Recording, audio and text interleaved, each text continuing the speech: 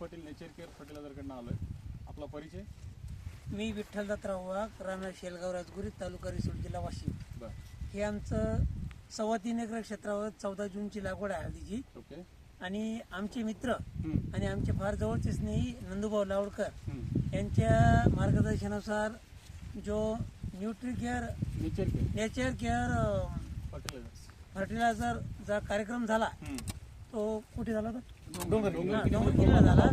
त्या कार्यक्रमामध्ये आमचे बंधू दिगंबररावजी वाघ यांच्या आणि त्या प्लॉट बघण्याच्या ह्याच्यानुसार आमचे नंदूभाऊ लावडकरांनी ग्रीन हार्वेस्ट हे खत वापरण्याची आम्हाला सल्ला दिली.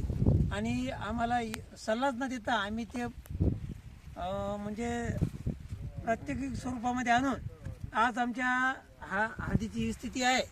हा 14 टोटल किती बॅग आणला? 30 बॅगच्या एकरी 10 बॅगाचा आम्ही वापर केलेला आहे. बरोबर, ठीक आहे. एकरी 10 बॅग वापरला. कशा पद्धतीने वापरला साहेब, थोडंसं तुम्ही विश्लेषण करता? आता ते भट्टी खत बनवून दिलेलं आहे. ते भट्टीमध्ये डेपो मारला आणि त्याच्यावर कच्चं शेणखत, गोमूत्र, त्याच्यावर मायक्रोन्यूट्रन, गूळ आणि थोडीशी बांधावरची माती असं एकत्र करून त्याचं भट्टी मारली. किती वेळ ठेवलं ते? 3 दिवस ठेवल्यानंतर परत तोडलं, बर. परत एकदा गोमूत्र आणि शेण मारलं. 2 दिवसानंतर परत भट्टी खत तयार झालं. ओके. आणि ते ग्रीन हार्वेस्ट आणि या शेताला देऊन ही अशी त्याच्या हा रिझल्ट. हा गेलेला प्लॉट हा. होता पूर्ण. हा पूर्ण गेलेला प्लॉट होता.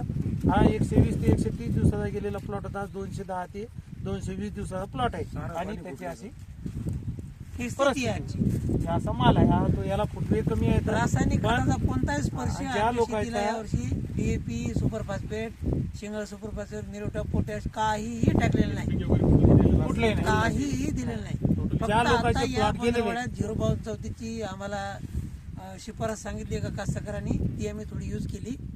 उगा खोटं सांगण्यामध्ये काय नाही, पण ग्रीन हार्वेस्ट आम्हाला रिझल्ट आलेला आहे. आजही गर्व आहे ना त्याच्यात.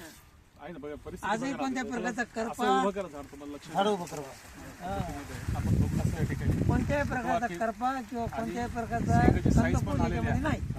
हे झाड पण तुम्ही दाखवा त्यांना समोर कॅमेऱ्यामध्ये, बघू शकता. काही नाही, कोणत्याही प्रकारचं काहीच नाही आलं. जमीन जर बघितली तर एकदम मध्यम प्रतीची हा, जमीन मध्यम आहे. प्रतीची. पूर्ण माळरा नाही, बाजूला तुम्हाला टेकडे दिसत असतील. आणि पूर्ण पाऊस झाला होता, पावसामध्ये पूर्ण प्लॉट बसला होता.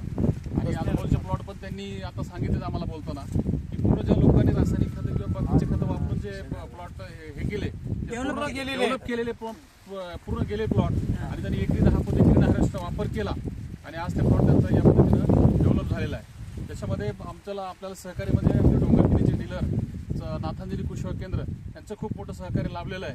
त्यांच्या गावामध्ये आपण मोहिते पाटील सर यांचा कार्यक्रम घेतला होता. त्या प्रोग्रामला हे वाघसाहेब उपस्थित होते. तिथून त्यांनी ती सुरुवात केलेली आहे. बाकी आणि काय असेल तर तुम्ही बाकी शेतकऱ्यांना काय मेसेज देणार?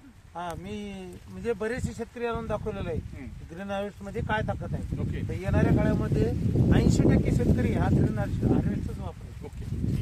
आणि त्याने ते पाहिलेलं आहे.